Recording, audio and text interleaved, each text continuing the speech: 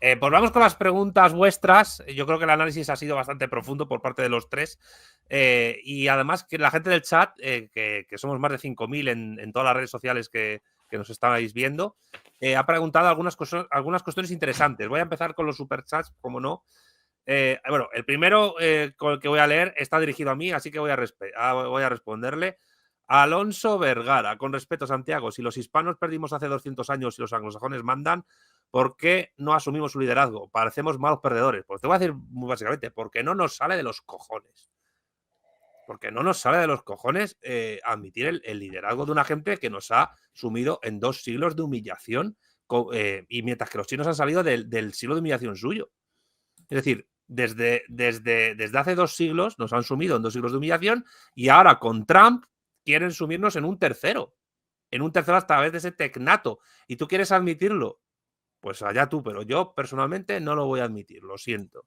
Lo siento. Y desde la trinchera en la que estoy, voy a luchar para que esto acabe. Y aparte que estamos aquí hablando de los planes maximalistas del capitalismo anglosajón estadounidense. Pero en algún momento dedicaremos en mi canal a analizar los conflictos internos que Estados Unidos tiene, sociales, que son muchos. Cuidado porque está por ver si Donald Trump va a poder resolver esos conflictos, que algunos han empezado a generar en los últimos años y otros son axiales, por volver a utilizar la palabra, desde el propio nacimiento de Estados Unidos. Conflictos que tienen que ver, conflictos que son raciales, conflictos que son religiosos, conflictos que son de clase, conflictos que tienen que ver con las desigualdades demográficas de los propios Estados Unidos. Trump, esto lo ha dicho, fíjate que esto creo que se lo he escuchado tanto a Alberto Iturralde como a otras personas en negocios de televisión.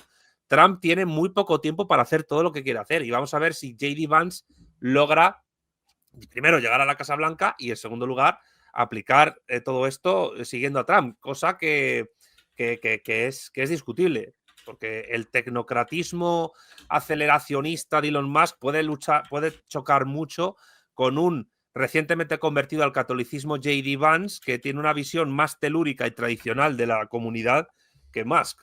Y si Trump y Musk chocan, imaginaros J.D. Vance y el amigo Elon Musk. Y en segundo lugar, Trump, lo dijo Alberto, Trump tiene 2 años antes de que pierda todas las mayorías que tiene en el Senado, etcétera, en Estados Unidos, para poder llevar a cabo las bases del proyecto que quiere hacer. Si después de esos 2 años no lo consigue, los 2 años que le queden pues no van a ser fáciles para él. Y vamos a ver cómo se reorganiza el Partido Demócrata, porque el Partido Demócrata es anterior a lo woke. Lo woke puede ser un episodio tremendo. Y al trumpismo le falta por controlar las universidades y los medios de comunicación de masas. Y las universidades en Estados Unidos están más cercanas a lo que ha dicho Cristian y Ezequiel, están más cercanas ideológicamente al común de los canadienses que al nacionalismo trumpista que se quiere implantar. Entonces, yo creo que asumir el liderazgo, el liderazgo del mundo anglosajón capitalista existe. Otra cosa es que vaya a ser eterno y otra cosa es que el mundo hispano tenga que asumir que ese liderazgo implica una sumisión, una subordinación. Es por ahí por donde yo no voy a pasar y por donde muchos no vamos a pasar. Y además hay una cosa más que añadir, y es que no todos los imperios han sido iguales, y el anglosajón claramente ha demostrado que a todas las sociedades primero las intenta robar sus recursos, su savia, y luego no les importa destruirlas. Es decir, ¿cómo vas tú a dejarte liderar por una cultura diferente? Porque al fin y al cabo los hispanos somos una cosa y los anglosajones son otra, que en un momento determinado podría pasar por encima de tu vida con el fin de conseguir sus intereses propios. Es decir, eso sería autodestructivo. Por eso tiene mucho mérito lo que ha logrado Puerto Rico, siendo una colonia del Congreso de Estados Unidos, conservar su cultura hispana y resistirse teniendo todo en contra, teniendo todo en contra. Eso tiene mucho mérito. Voy a leer, no quiero acaparar esto porque era un superchat, tendría que leerlo. Voy a ir a otro superchat que es una persona que ha hecho 2 preguntas, pero las voy a leer en conjunto para que las respondáis ya vosotros. Andrés M.E. Vittorio Salomón, gracias, Creo que tanto el bando pro-Trump como el demócrata mayoritario son igual de belicistas. Lo que los distancian son los rivales que priorizan. Y después añade, si Trump es menos belicista, como creen algunos, ¿por qué en su primer mandato propuso la invasión de Irán y ordenó el asesinato de Qasem Soleimani? Una guerra con Irán puede sembrar la semilla de una tercera guerra mundial. Bueno, hemos hablado de Irán. Aquí si queréis no hace falta que respondáis por orden, ya que sea un poco más libre la cosa, porque Andrés plantea cosas interesantes, ¿no? Es decir, es verdad que no ha asumido, pero es verdad que los planes y programas de Trump con respecto a Irán pueden ser belicistas. Ezequiel es el que lo ha mencionado antes. Entonces, ¿una guerra con Irán supondría una tercera guerra mundial? ¿Sería más peligroso enfrentarse a Irán que lo que podía haberse desatado con Ucrania? No sé qué pensáis. Porque tal vez yo tengo la sensación que soy el que parece más sostener que Trump es pacifista, y no es eso lo que digo, así que me tomo el atrevimiento de arrancar. Yo sí considero que no es belicista, que son dos cosas distintas. No es lo mismo ser pacifista, que es una categoría que a mí me desagrada profundamente, a ser belicista y a no ser belicista. Son cosas bien distintas. Respecto a ver, es difícil sostenerlo porque es una teoría, pero hay gente con muy buena información que ha sostenido que el asesinato de Soleimani fue una operación que hizo por libre la CIA, a espaldas, sin el conocimiento de Trump. Una vez ejecutada esta operación, que fue casi al final del mandato de Trump, por supuesto que no iba a salir a decir la CIA lo hizo por su cuenta. Sí sabemos que fue una operación de la CIA, y también dicho por el propio Trump e incluso refrendado por su socio político Robert Kennedy Jr., están totalmente enfrentados a lo que es la estructura de la CIA. Así que yo no tengo dudas que, a ver, Irán es todo un tema, la retórica de Trump con Irán no es la más pacífica del mundo, pero sí es cierto que nunca pasó de amenaza. A ver, si no me equivoco, respecto a Kim Jong-un, había dicho que iba a desatar una tormenta de fuego y qué sé yo, y terminaron juntándose, terminaron desescalando y terminaron plantando un arbolito juntos, y no volvió a escalar, por lo menos durante la administración Trump. Así que una cosa es lo que dice, otra cosa es lo que se corrobora en los hechos. Y cerrando, no solo que tiene solo los 2 primeros años con posibilidad de cambiar estas cosas que son muy profundas, sino que incluso en estos 2 primeros años pueden no ser tan fáciles, a pesar de que tenga la mayoría en ambas cámaras y la Corte Suprema a favor, porque hay que recordar que muchos republicanos se le han dado vuelta antes de las elecciones, que no cuenta con todas las fidelidades. Hay que recordar que Dick Cheney, el que fuera vicepresidente de Bush Jr., hizo campaña por Kamala. O sea que no la tiene fácil, no la tiene nada fácil, pero creo que si no hace todo en estos 2 primeros años, la suerte de él va a ser bastante negra. Que yo apunto una cosa brevemente, que estamos aquí analizando los planes y programas imperialistas de Trump, y evidentemente lo tenemos que hacer con prudencia porque suponen también amenazas, evidentemente, a muchas sociedades, pero cuidado, que a lo mejor dentro de unos años, yo no lo sé, esto es una hipótesis totalmente que es como la prueba de algodón, se cumple o no, que a lo mejor dentro de unos años hablamos de Trump como el mayor bocazas de la historia de Estados Unidos, que tampoco es algo que debamos descartar, que puede ocurrir, creo yo. Sí, pero cuidado, Santiago, porque ya realizó la designación de su gabinete y generó un gabinete de guerra. Sí. Con Marco Rubio a la cabeza, con Mike Waltz y compañía. Yo, sinceramente, participo de la visión de Andrés respecto a esto. Para mí, sencillamente, acá aparecen 2 perspectivas distintas del imperialismo estadounidense. Con una perspectiva mucho más pragmática y mucho menos suicida y alocada en el caso de Trump, que con respecto a el gobierno de Biden, y lo llamo el gobierno de Biden y no Biden en sí mismo, porque Biden en los últimos años, ya quizás desde el principio de su mandato, aparecía completamente gagá, senil. Y su política no la política exterior estadounidense no la determina el presidente, sino un un bloque en el poder con participación del presidente hasta cierto punto, pero por sobre todas las cosas con participación del Estado profundo, del complejo militar industrial, de las usinas del pensamiento, etcétera, etcétera. Bueno, en la parte atinente a la Casa Blanca, Biden no participaba en ninguna de las decisiones más allá de la firma, y detrás de él aparentemente lo determinaban las cuestiones Blinken y Sullivan. Y comenzaron una política destinada a un enfrentamiento directo con Rusia y a la Tercera Guerra Mundial. Parecíamos encaminados a eso, a una velocidad tremenda, gracias a Putin. Me van a llamar ahora putinista, pro-Putin. Gracias a la paciencia estratégica de Putin de no responder en caliente y de una venganza servida como plato frío ganando la guerra, no comenzó la Tercera Guerra Mundial porque Rusia presentaba razones para comenzarla de sobra, incluidos los muchos ataques a sistemas de alerta temprana rusos bien lejos de Ucrania, los cuales, según la doctrina nuclear rusa, antes de la modificación, desde la modificación mucho más, pero antes de eso solo representaba un causal para una respuesta nuclear de Rusia. Un ataque contra la infraestructura de respuesta nuclear rusa, lo cual generase una disminución de su capacidad de respuesta nuclear. Realizaron esos ataques como provocación, realizaron también, bueno, los ataques terroristas, obviamente, detrás de eso, la mano de la CIA y del MI5, del MI6, perdón.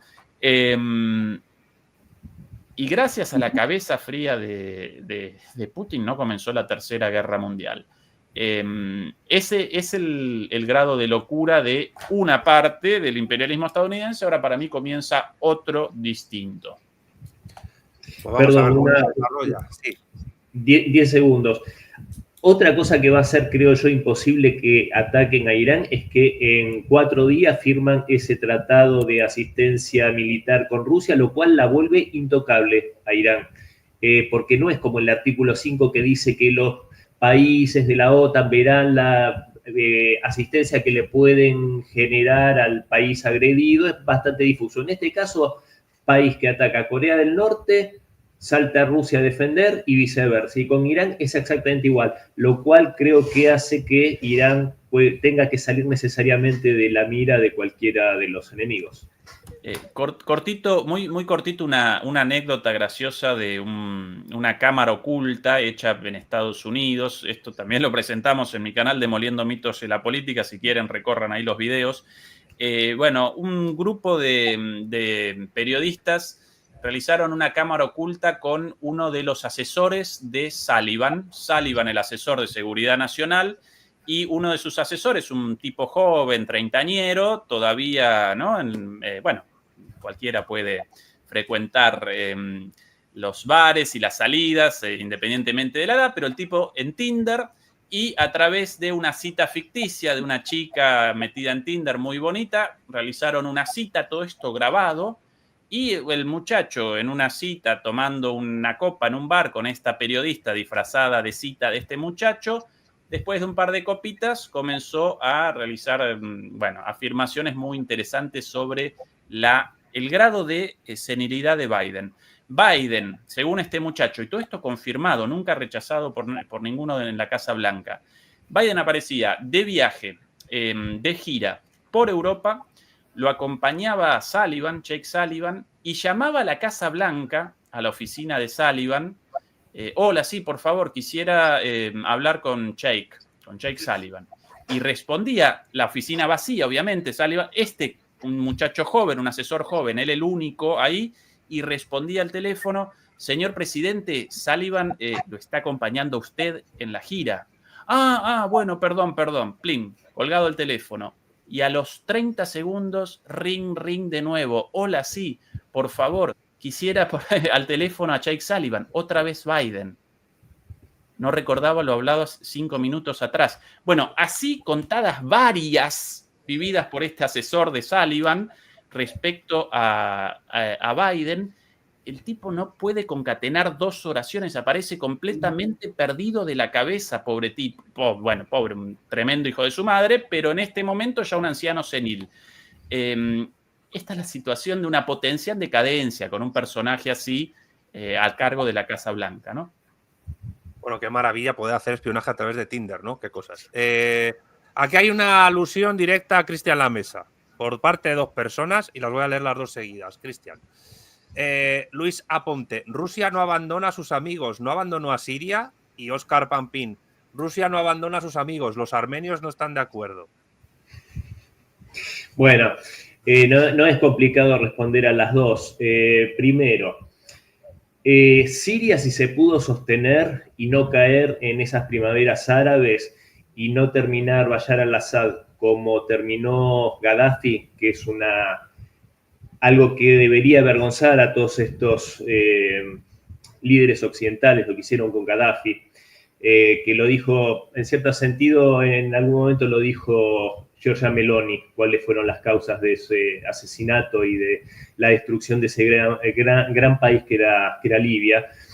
Y si no corrió la misma suerte al-Assad fue justamente gracias a Rusia, que era un aliado desde la época soviética, que sostuvo con material militar, con la vida de militares rusos, sostuvo el gobierno legítimo de Siria, de Bashar al-Assad. Ahora, cuando comienza esta ofensiva terrorista de Hayat, del HTS, el primer día Rusia desplegó sus aviones, bombardeó a los terroristas, Irán desplegó sus fuerzas, Hezbollah, que ya estaba sufriendo Hezbollah la agresión israelí en el Líbano, lo cual hizo que tuvieran que replegarse fuerzas de Hezbollah al Líbano, perdón, y ahora a partir del segundo día ya se vio que las fuerzas sirias no tenían voluntad de combate. Los generales dieron la orden de no presentar batalla a las tropas. Se calcula que el ejército sirio está compuesto por unos 200 a 300.000 efectivos contra 20.000 terroristas y no presentaron batalla. Rusia ha dado muchas luchas a lo largo de la historia, Rusia, la Unión Soviética, que beneficiaron a toda la humanidad. La más destacable, la derrota del nazismo. La dio sola y triunfó con un sacrificio enorme. Ahora, las luchas ajenas solas no la va a dar. Entonces, por supuesto que garantizó sus intereses, que son las bases que tiene ahí en el Mediterráneo, garantizó la vida de al-Assad, de hecho está refugiado en Moscú, pero bajo ningún punto de vista podía dar esa pelea sola. Entonces, estuvo todo el tiempo al lado de su aliado y de su amigo histórico, Siria, pero cuando Siria ya no quiso luchar más, ¿qué podía hacer? Aparte hay que destacar que Irán había avisado 2 meses antes que iba a ocurrir esta ofensiva. Y no es muy claro por qué razones ya el generalato, si fue sobornado o qué, pero no, sinceramente no tenían voluntad de combate. Y respecto al tema de Armenia, por supuesto que el pueblo armenio es un pueblo hermano del pueblo ruso, al igual que el georgiano, al igual que todas las ex repúblicas soviéticas, diría yo, porque que hayan unas bandas de rusófobos en los países bálticos, en Ucrania, no quiere decir que eso signifique la mayor parte de la ciudadanía. Recordemos que gran parte de la ciudadanía en los países bálticos tienen restricciones a sus derechos civiles porque no les otorgan el pasaporte. O sea que hasta habría que ver cómo serían las proporciones en las elecciones. Pero dicho esto, también cuando el primer ministro de Armenia coquetea con la OTAN, con la Unión Europea, con Francia y con las potencias occidentales que están en contra de Rusia, por supuesto que Rusia tiene que ver sus intereses y no respaldar a un gobierno que le está haciendo hostil como es el actual gobierno de Armenia. Así que me parece que esto entra dentro de toda lógica y si no que me den otro ejemplo en el cual Rusia haya abandonado a sus aliados. Que por cierto, me acabo de dar cuenta de que me sigue una científico de Palantir, de Peter Thiel, en LinkedIn. Bueno, no sé si es por el programa o qué, pero es gracioso. Vamos a ver, tenemos aquí. Alberto Ortega, don Santiago, mañana pueden ser las Canarias. A ver, yo no sé si Trump se atrevería a comprar las Canarias, pero es verdad, y yo dediqué en mi canal de YouTube un vídeo a ello, que Estados Unidos le sugirió amablemente a España, en la época de la transición, que entrara en la OTAN si no querían que reconocieran la independencia de las Islas Canarias. En la época, Alberto lo recordará, en que Cubillo dirigía aquel grupo terrorista independentista canario. Esas presiones existieron. Y de hecho, las Islas Canarias son un elemento de extorsión geopolítica a España por parte de Estados Unidos en varias ocasiones de una manera muy fuerte. Yo no sé si Trump se haría con Canarias, pero sí es un punto vulnerable de nuestra geopolítica y también por temas migratorios. Y aquel grupo independentista fue el origen del accidente aéreo más importante de la historia en cuanto a muertes. Sí, cierto. En los rodeos en Tenerife. Un aviso de bomba que obligó a enrutar hacia el aeropuerto de los Rodeos muchos vuelos y generó 574 muertos, creo que fue. Horroroso.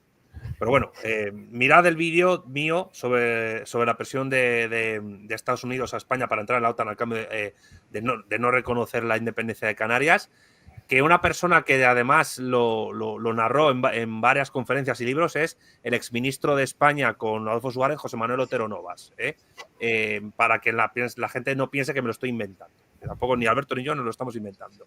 Bien, pregunta para los tres. Petrazco, ¿podría Estados Unidos convencer a Rusia para oponerse juntos a China incluso por la fuerza? Yo no sé qué quiere decir Petrazco con por la fuerza. ¿Por la fuerza a quién?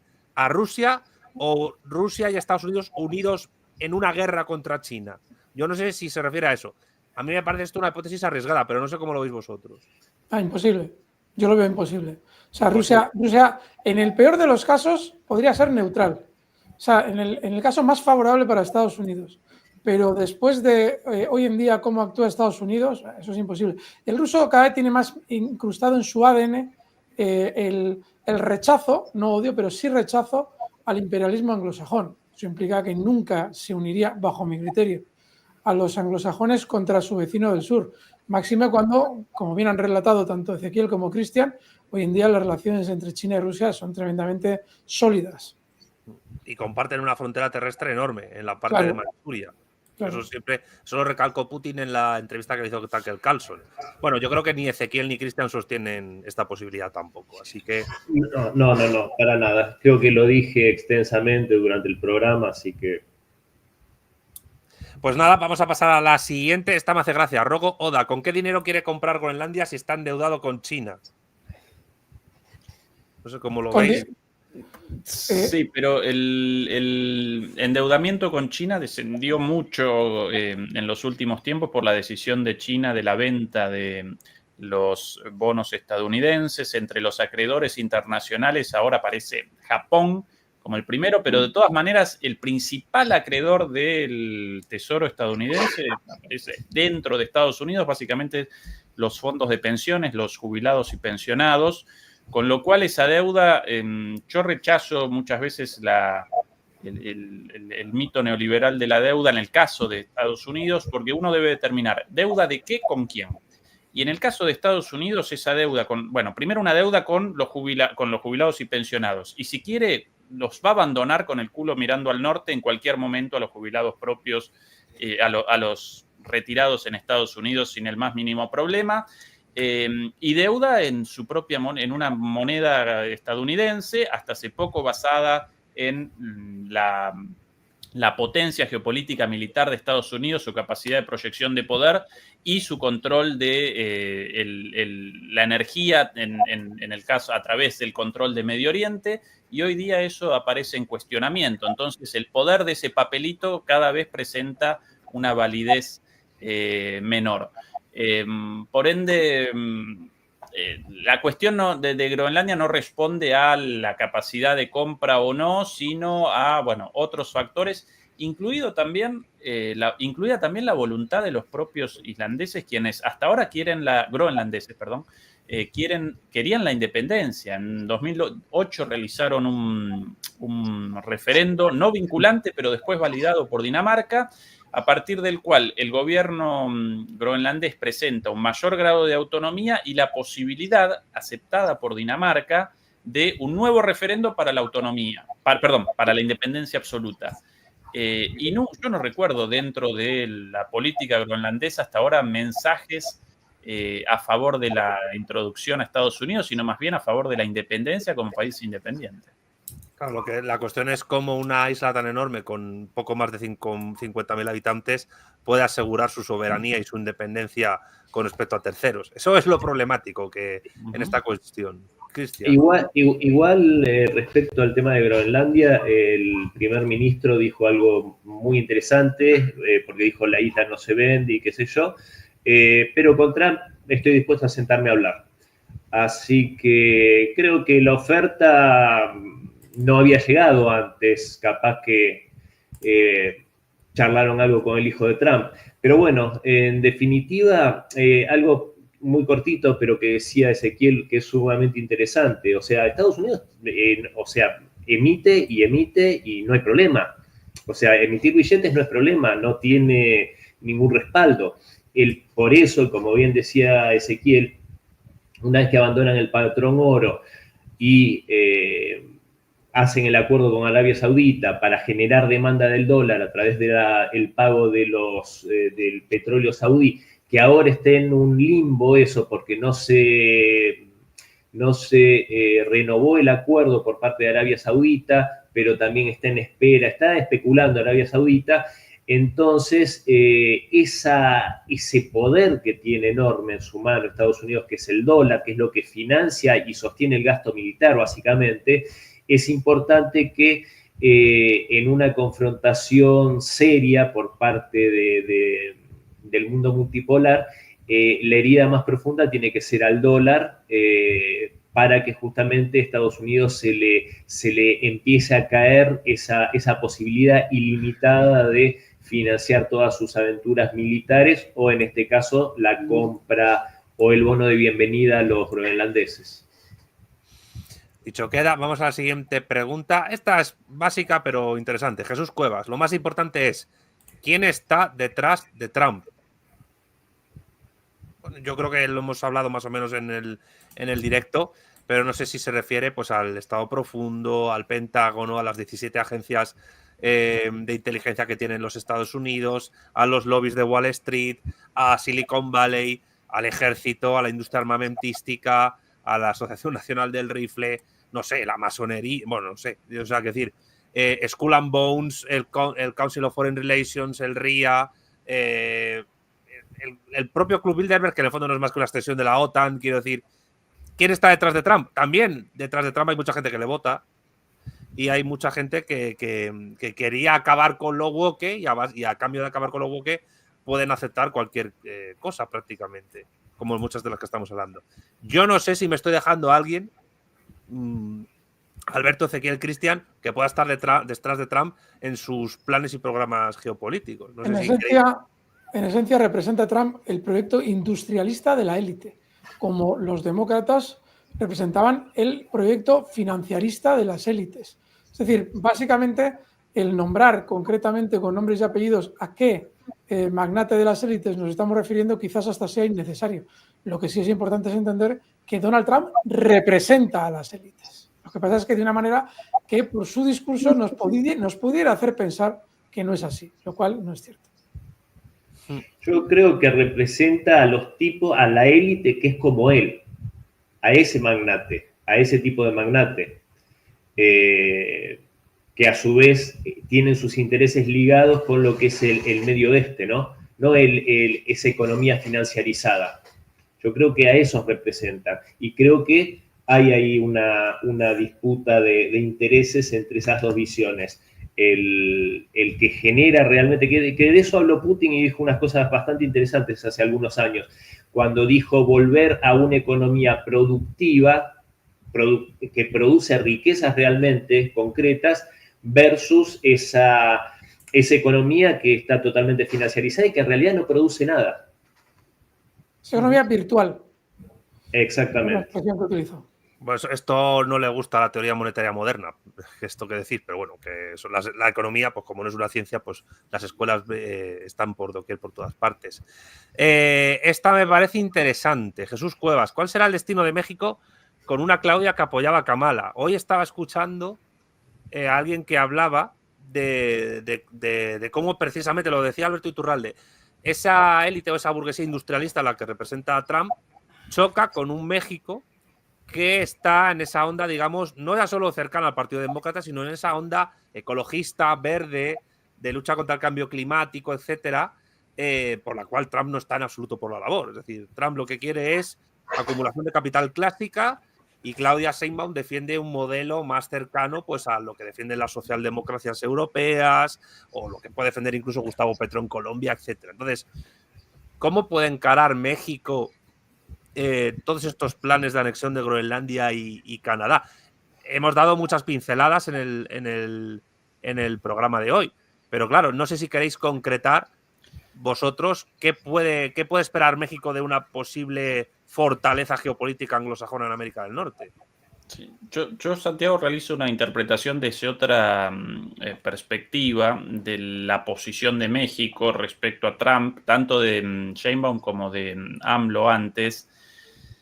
Primero, difícilmente podía López Obrador o Sheinbaum acompañar la candidatura de Trump cuando Trump permanentemente defenestra a los mexicanos y los presenta como una raza inferior. Eso en primer lugar. Nosotros, sí, no estamos conscientes de lo que eso puede generar porque no realizan ese insulto contra nuestros países. Pero si llamaran a los argentinos o a los españoles país de mierda, lo llamó Trump en su momento, y que todos nosotros criminales y todos subhumanos y todos una raza inferior, bueno, cuidado, seguramente reaccionaríamos de otra manera, ¿no? A la candidatura de Trump. Con todo el cariño te quiero recordar que el país en el que tú vives hay gente que a nosotros nos llama pigs, o sea, que tampoco nos viene muy lejos este tipo de pigs. Portugal, Italy, Greece, Spain, cerdos, bueno, que los países del norte de Europa, en los cuales está Alemania, Holanda, los que se llaman a sí mismos los frugales, nos hicieron como epíteto cariñoso hace tiempo, pero bueno. Los alemanes, eso. Alemania, Holanda, Bélgica, incluso Inglaterra, Dinamarca. Estoy con la cabeza en Argentina de que los argentinos llamaban pigs a los españoles. No, digo donde tú vives, porque tú vives en Alemania. Es decir, la maravillosa Dinamarca, que está a punto de perder la joya de su corona, nos ha llamado pigs. No, el supremacismo del mundo nórdico, detrás de la guerra en Ucrania también aparece eso, ¿no? La idea de que ellos superiores a todos nosotros, los sureños, eso sin dudas. Pero bueno, Trump había establecido el foco ahí en esa cuestión. Después aparece otra cuestión bastante más pragmática respecto al interés nacional de México con relación a la política comercial con los Estados Unidos. Y Trump, si bien al final la renegociación del NAFTA no apareció tan fuerte como lo presentaba originalmente, siempre él presenta esta perspectiva de realizar una renegociación a favor de los intereses de Estados Unidos y en contra de los intereses económicos de México.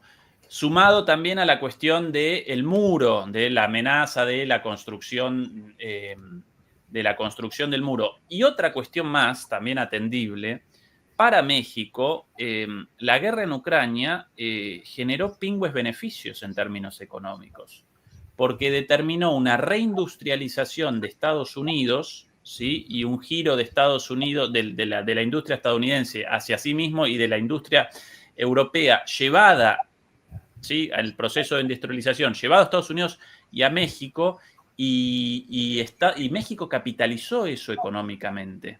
Entonces, el fin de la guerra en Ucrania en términos económicos para México representa una mala noticia. Esto es una cuestión específica de México por su relación con el entramado industrial estadounidense.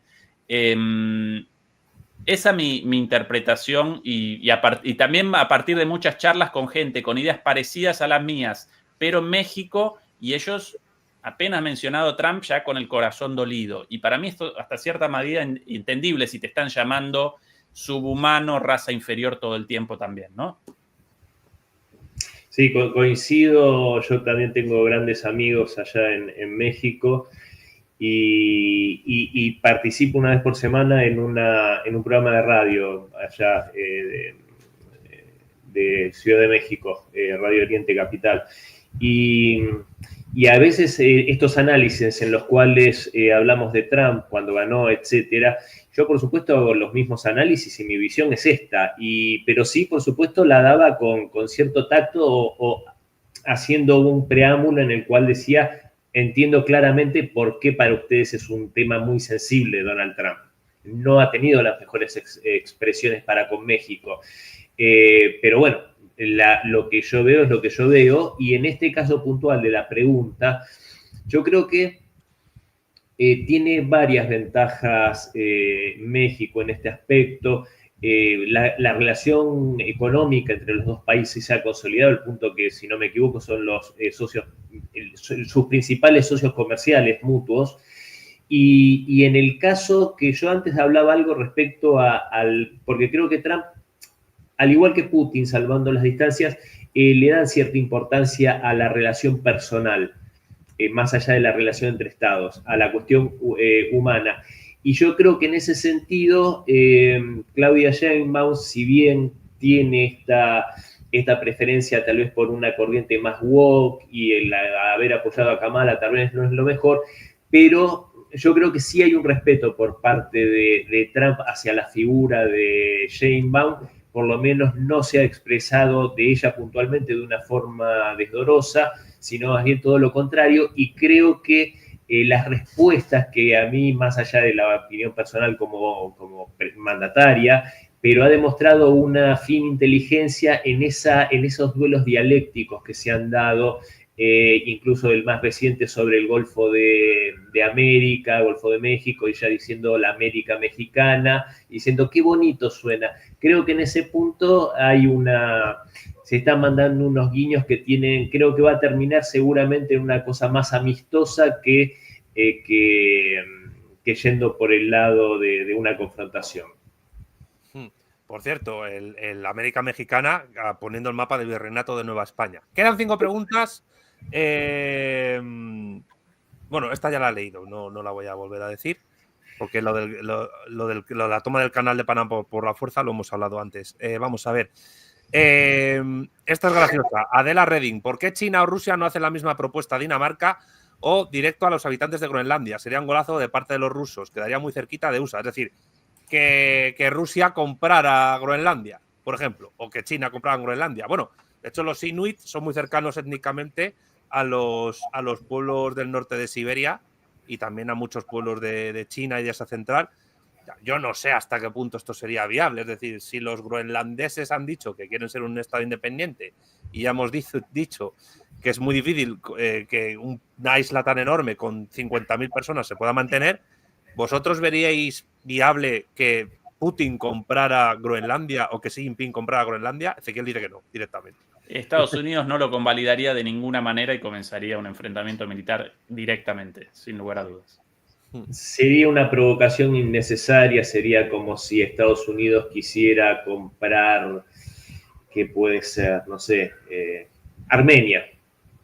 Esto igualmente yo creo que no sucedería, pero capaz que el primer ministro de Groenlandia quiera hablar con Trump, después hablar con Putin y ver quién da el mejor bono de bienvenida. Pues nada, se subasta a Groenlandia, parece. Jesús Cuevas, ¿podría salirle mal a Estados Unidos este plan y terminar balcanizado? Eso que plantea Jesús yo lo he pensado. Es decir, culturalmente es posible generar un estado con Canadá, que al fin y al cabo estaba acostumbrado durante tantos años a ser teóricamente un estado independiente. Eso realmente, ¿cómo? Vamos a imaginarnos, antes también lo decía un amigo del canal, decía, ¿os imagináis a los canadienses mano en el pecho cantando el himno de Estados Unidos, por poner un ejemplo. Es decir, Sí. ¿cuál es el efecto nacional que puede producir esa absorción de Canadá? Pongamos el caso de que se produce.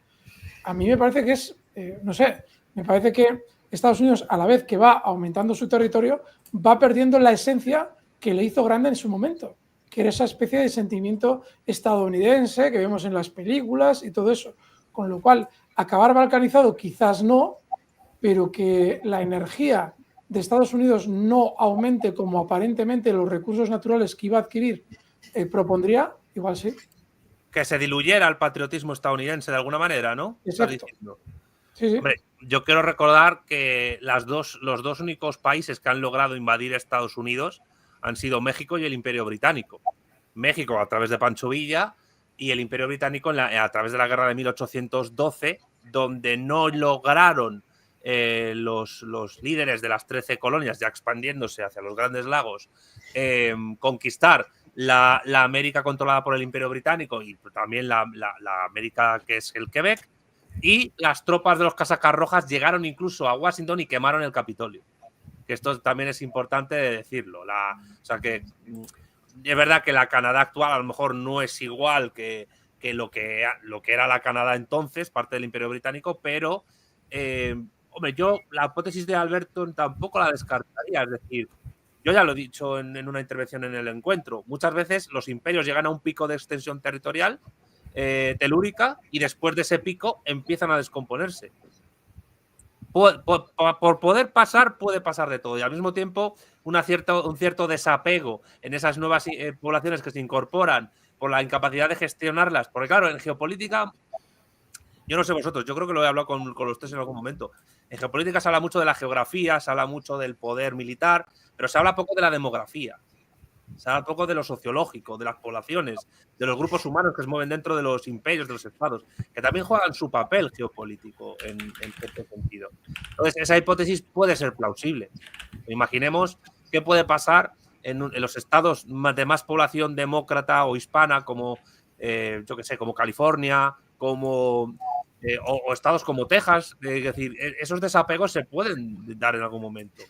Y teniendo en cuenta ese colectivo que nos comentaba antes Ezequiel, tan importante de teóricos votantes demócratas que habría dentro de Canadá, estamos hablando de personas que no tienen un fuerte sentimiento nacional, ya en esencia.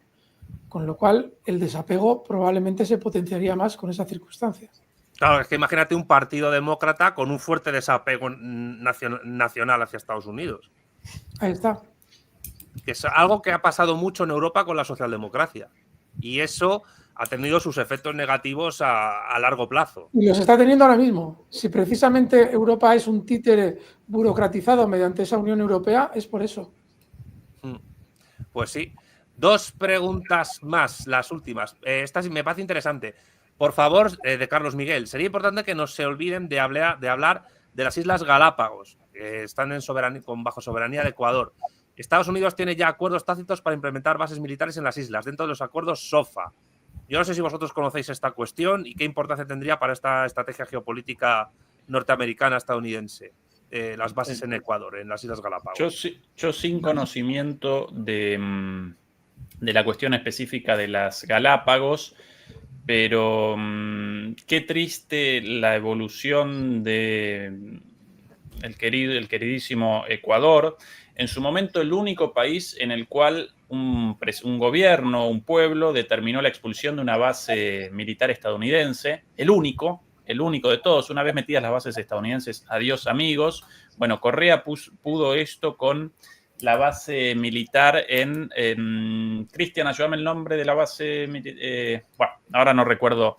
La única base militar estadounidense en Ecuador, caducaba el mandato y determinó la no renovación y debieron los militares estadounidenses abandonar Ecuador hasta la traición de Lenín Moreno, el giro hacia el neoliberalismo de la sumisión a Estados Unidos y ahora el impresentable presidente actual, el cual capitula en todo y responde directamente a los designios de Estados Unidos, con lo cual muy posiblemente los acuerdos estos SOFA generen la posibilidad de bases militares nuevamente en Ecuador, incluidas las Islas Galápagos.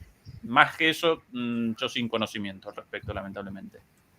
Sí, incluso tuvieron que hacer una reforma, no sé si reformar una ley, una reforma constitucional, pero algo de bastante envergadura, porque no se podía hacer nada justamente porque estaba legislado la protección del ecosistema en la isla. O sea que hasta eso importó poco. De hecho, en el Tecnato, las Islas Galápagos aparecen en rojo, por cierto, en el mapa del Tecnato norteamericano que hemos presentado. Que me parece muy bien, Ezequiel, que expusen una base militar estadounidense, pero luego tienes un país dolarizado, eso también es increíble, y ni Correa ni su Delfín, la chica esta que se quiere presentar, no me acuerdo cómo se llama, pues sí, van pero a... eso no porque no lo hubiera querido Correa, ¿eh? En eso él presentó desde el principio la posición de su gobierno, rechazaba naturalmente la entrega de soberanía a través de la dolarización, no llevada a cabo por él, sino por un gobierno neoliberal en los años 90, presentaba medidas contra esto, como la introducción de una moneda común para los países sudamericanos. No recuerdo ahora el nombre, pero bueno, no recuerdo el nombre de esa moneda. A ver, cierto, pero quiero decir que Luisa González se llama, la candidata más afín ideológicamente a él de su partido y tal. Ella ha defendido la dolarización. Quiero decir que... Bueno, sí, yo sin defensa de ella, más de defensa de Correa en su momento. Bueno, y no podían abandonar la dolarización por temor a que generaría una enorme devaluación. Pero Correa en sí siempre realizó críticas muy fuertes, pero dentro de la imposibilidad de abandonar el dólar como la moneda de la economía ecuatoriana. Una vez establecido el dólar como moneda o el euro o una moneda extranjera, más para un país chiquitito, abandonarlo parece extremadamente difícil. Bueno, pero no imposible. Bueno, de acuerdo, de acuerdo, pero... En fin, lo que sé. Yo si algún día entrevisto a Correa le preguntaré por qué no pudo desdolarizar el país, pero bueno. Última pregunta, me parece muy buena, la que leo esta noche, llevamos casi 4 horas, sabéis que mis directos son maratonianos y la gente se queda tomando apuntes, hay más de 5.107 personas viendo el directo de hoy, que no es moco de pavo. Gladiator, esa unión gigantesca de Norteamérica no podría inducir a una unión paralela del sur. Yo, sin ánimo de dejar a mis 3 colosos de la geopolítica responder, os voy a decir una cosa. Mientras Estados Unidos exista, no va a haber una unión en el sur. No la va a haber. No va a soltar la presa a Estados Unidos hasta que desaparezca. Nunca, jamás. Da igual quién gobierne. Y eso es así incluso desde antes de que Estados Unidos existiese. Porque el Imperio Británico no toleró, y lo hizo a través del plan Maitland y el plan para destruir España, el Imperio Español, tampoco toleró jamás que hubiese una gran potencia hispánica del Río Grande para abajo, desde California para abajo. Con lo cual, si se produjese, claro, de ahí viene el peligro. O sea, si se produjese una unión de Estados Unidos con Canadá y Groenlandia, os aseguro que vendría un tercer siglo de la humillación. Un tercero. Y una unión de países desde México para abajo no se va a tolerar desde Washington. No se va a tolerar nunca. Mientras Estados Unidos sea lo que es, y si es más de lo que es, menos aún va a haber unión. Es más, se incidiría en una segunda balcanización. Y lo digo porque hay grupos separatistas en el norte de México que estarían encantados de pertenecer a esa unión de Estados Unidos con Canadá. Los hay. Y hay otros grupos en otros países que piden intervenciones militares, hay gobiernos títeres por ahí, algunos lo ha señalado Ezequiel en su país, por desgracia, en el de Cristian, y luego pues están pues estos grupos que quieren básicamente dolarizar completamente el continente americano, etcétera. Con lo cual, esa gigantesca unión norteamericana, yo ya respondo, pero si queréis vosotros comentad, no va a inducir en ningún caso, es más, la va a impedir en todo lo que pueda cualquier tipo de unión paralela al sur del Río Grande. Es más, iría a todo lo contrario. Dicho por muchos. Coincido totalmente. De hecho, acá en Argentina tenés grupos de izquierda, progres, que defienden la causa mapuche que es separatista, de territorio argentino, y la oficina central está en Bristol, en el Reino Unido, la oficina central de esta asociación, que creo que es la Mapuche Nation. Son locuras. Desgraciadamente, aparte del motivo que vos marcabas, que es muy cierto y coincido totalmente, que Estados Unidos, por supuesto que no va a tolerar eso, pero aparte hay otro tema que es fundamental, que desgraciadamente las oligarquías locales, o sea, han trabajado muy bien con las oligarquías locales, porque para generar el separatismo y la disgregación tenés que beneficiar a las pequeñas oligarquías locales, que son las que en definitiva terminan justamente beneficiándose de esa atomización. Y siempre hay que desconfiar del que alienta esos movimientos que segregan, que separan, esos movimientos separatistas. Porque fíjense una cosa, y con esto cuido la palabra, el Reino Unido justamente, o sea, cueste lo que cueste, Inglaterra, que es el hegemón del Reino Unido, mantiene al costo que sea la unión dentro del Reino Unido. Estados Unidos, cuando quisieron disgregarlo, mantuvo la unión. O sea, el separarse es justamente el debilitarse, es el dividir y reinarás. Entonces, siempre creo que hay que tener muy, muy, muy claro que esos discursos separatistas siempre son influidos por los intereses de las oligarquías y los intereses extranjeros. Y lo que sí, y sostengo, que para el enemigo sí apoyemos el separatismo y la autodeterminación en la tierra del enemigo. Sí, yo de acuerdo con que Estados Unidos va a realizar lo imposible por la desunión de América del Sur o de la América hispanohablante o incluso hispánica o latinoamericana, como la quieran llamar. Incluido Brasil. Ahora, incluido Brasil. Incluido Brasil. Ahora, frente a Estados Unidos podemos dos cosas los latinoamericanos. O capitular y que establezcan la bota sobre nuestras cabezas, o presentar una lucha contra esa dominación, generando dentro de lo posible la unidad para maximizar la fuerza, y si no establecer una alianza por el impedimento de Estados Unidos, por lo menos establecer condiciones de fuerza mejores para una negociación con Estados Unidos. Entonces, la búsqueda de la unidad para mí representa una cuestión fundamental entre países, lógicamente, más débiles que Estados Unidos, con la obsesión del patio trasero. Y, lógicamente, en esa unidad, yo acompaño tu idea, Santiago, de la posibilidad de una expansión de esa unidad por fuera del continente americano, hacia España, hacia Mozambique, hacia el concepto de la iberofonía tuyo, ¿no? Bueno, eso para mí también aparece como una forma de fortalecimiento frente a estos poderes. Ahora, que van a realizar lo imposible, completamente de acuerdo. Los Estados Unidos. Alberto. Totalmente de acuerdo contigo. Mientras Estados Unidos exista, no podrá realizarse esa unión. Y coincido con mis compañeros, con Ezequiel y con Cristian. Sería lo deseable. La unión de todos los países de habla hispana, por ejemplo, incluso iberofonía, incluyendo Brasil, sería ideal. Y Portugal, obviamente. Y Mozambique, Angola, Cabo Verde. Una cosita chiquitita, no directamente sobre esto, pero de alguna manera también. Todos aparecen familiarizados con la trampa de Tucídides, ¿no? El tránsito de un orden mundial hacia otro, con otros bloques geopolíticos como dominantes, siempre está acompañado por una gran guerra. En este caso, una gran guerra determinaría posiblemente la extinción de la humanidad. Para mí, como única salida posible a la dominación estadounidense en este momento, aparece en un colapso interno.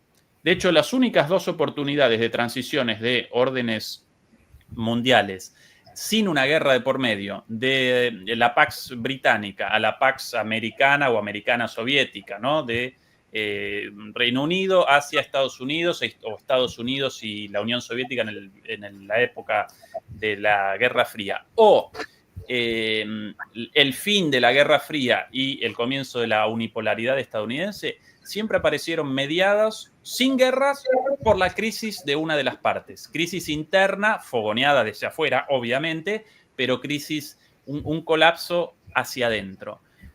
Para mí la única esperanza de que Estados Unidos abandone su posición hegemónica sin manotazos de ahogado, como lo llaman en inglés, lo llaman go down swinging, ¿no? Como uno noqueado, pero tirando golpes a lo loco con un boxeador, y esos golpes a lo loco en este caso connotarían una guerra mundial. La única oportunidad de que no aparezcamos en ese escenario, básicamente a través de un colapso interno de Estados Unidos. Aparece encaminado hacia ese contexto, en una situación a veces cercana a la guerra civil Estados Unidos, pero bueno, no podemos vaticinar de ninguna manera un escenario de destrucción interna, ni por sí ni por no hasta el momento. Una cosa muy parecida a la que ocurrió con el Imperio Romano de Occidente en 476. Creo que es la referencia histórica que más se parece a lo que Ezequiel describe. Lo único que vino acompañada de una invasión de los bárbaros. En este caso serían los iberófonos, los hispanos. Entonces, unidos o dominados, que decía aquel. Ya se ha cumplido el final del encuentro. Era un encuentro tremendamente bonito de hacer, pero había un grupo que se llamaba Sufriendo y Gozando. Pues eso es lo que me ha pasado con el tema con vosotros tres. No porque no lo hagáis bien, porque sois unos cracks, sino porque la verdad es que es un tema complejo, difícil, arduo y al mismo tiempo que te deja un cierto desasosiego analizarlo por todas las aristas que conecta, ¿no? Pero es inevitable. Yo espero que la gente del chat, que había también mucha gente muy agobiada por los comentarios que he leído, pues les haya servido para entender un poco más, no ya el mundo que se avecina, sino incluso los proyectos que lideran la gente que va a mandar en el mundo que se avecina en el corto plazo y quizás en el medio también. En ese sentido, es positivo entender las consecuencias que tendrían pues una unión completa de toda América del Norte bajo una única unidad estatal, con un posible tecnato extendido incluso hacia el Caribe, hacia el norte de América del Sur, porque ello implicaría pues muchas consecuencias geopolíticas y civilizatorias. Y sobre todo espero que muchos hayan tenido interés por estudiar por su cuenta todo lo que hemos tratado hoy. Así que, sin más, dejando que vuestra curiosidad por todo lo que hemos tratado vaya a más, y teniendo en cuenta que no es lo mismo unir en una iberofonía a 30 estados en todos los continentes que a 3 o a 2, que eso es más fácil para Estados Unidos y Canadá, pues que tengáis en cuenta pues también que esos colapsos internos, esas cosas que ocurren de repente que muchos no tenían en cuenta, pueden cambiar la balanza enormemente, ¿no? Y lo que decía Lenin, que hay décadas en los que no pasa nada y hay años en los que pasan décadas. Pues eso también puede ocurrir. Es el momento de que os despidáis y voy a invertir el orden. Así que, Ezequiel, si quieres, empiezas tú diciendo tienes total libertad para despedir el programa. Es un poquito de autopromoción. Todo el mundo invitado a mi canal Demoliendo Mitos en la Política y también a nuestro canal hermano, en el cual yo no participo directamente, sino solamente como director, DMP Geopolítica. Ahí analistas críticos como Fernando Moragón, Juan Antonio Aguilar, Javier Martínez, Adrián Zelaya, Bruno Sgarzini. Bueno, un montón de analistas realizan sus propios programas con total libertad desde una perspectiva geopolítica crítica, también invitados. DMP Geopolítica y Demoliendo Mitos de la Política, nuestros canales, todo el mundo invitado ahí. Bueno, yo recomiendo mucho el canal de Ezequiel, el de Alberto, el de Cristian. Además, en el fondo, como todos estamos aquí intercambiándonos todo el rato, pues siempre nos vemos las caras de alguna manera. Entonces, dicho queda. Cristian, despide el programa como quieras, tienes total libertad. Bueno, primero agradecerte infinitamente una vez más la invitación que tan generosamente siempre me convocás, y para darme el lujo de estar no solo con vos, sino con gigantes como Alberto, como Ezequiel, que realmente en esto creo que uno escucha, analiza y también aprende muchísimo de estas enormes cabezas. Así que bueno, gracias compañeros. Bueno, yo también voy a pasar el chivo, Ezequiel. Los invito a todos a mi canal, La Verdadera Política con Cristian La Mesa.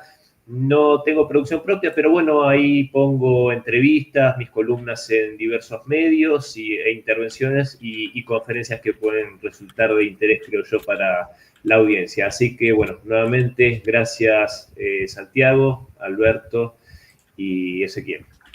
Bueno, ya sabéis, Ezequiel y Cristian, que esta es vuestra casa para cuando queráis venir. Y lo mismo te digo, Alberto Iturralde, que hemos estado meses desconectados, pero bueno, la verdad que ha sido un gustazo tenerte de nuevo por aquí. Y lo mismo, esta es tu casa. Despide el programa con total libertad colectiva.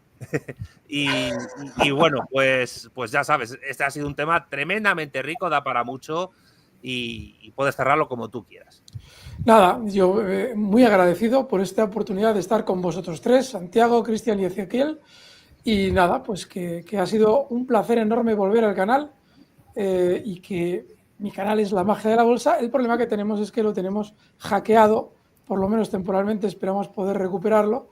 Y que, bueno, pues que conozco bien el canal de Ezequiel, me encanta. El de Cristian lo voy a explorar a tope. Y a ti, Santiago, pues como siempre te seguiré. Y a tus amigos también. Fuerte abrazo. Pues nada, fuerte abrazo y estemos atentos a lo que el líder naranja hace en los 4 años que le esperan. Vamos a ver si la naranja se convierte en una mandarina en los 2 primeros años o engorda y se convierte en un super pomelo. Eso es básicamente el análisis que puedo hacer. Porque la verdad, el tema es muy rico, pero también me deja un cierto mal sabor de boca porque es tremendo. Atentos que hay vídeos grabados ya para esta semana y para la que viene. Atentos también el día 17 de enero porque estaremos vía telemática Marcelo Gullo, Pedro Baños y un servidor de vosotros en una charla de geopolítica y del mundo hispano en Figia 28, local de Madrid Figia 28, en el barrio de Ciudad Lineal, para los que queráis vernos. Va a ser bastante bonito. Si estáis por Madrid, pues aproximaros. Y nada, pulgar arriba, dejad vuestro comentario abajo, suscribiros si queréis a este canal de YouTube para obtener más material audiovisual de materialismo político, que ya sabéis que es el marco teórico que seguimos en mi canal.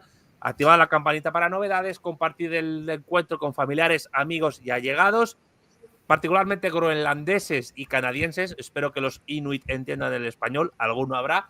También, por supuesto, no dejéis de apoyarme si queréis económicamente a través de PayPal o Patreon y espero que hayáis disfrutado tanto como yo, de un encuentro sobre unos movimientos geopolíticos que seguramente en este siglo XXI van a ser determinantes, ocurra lo que ocurra, para el futuro tanto de América del Norte como de América del Sur, como por supuesto para el resto del planeta. Así que, sin más, nos despedimos. Un abrazo a todos y hasta la próxima. Chao. Fuerte abrazo, amigos.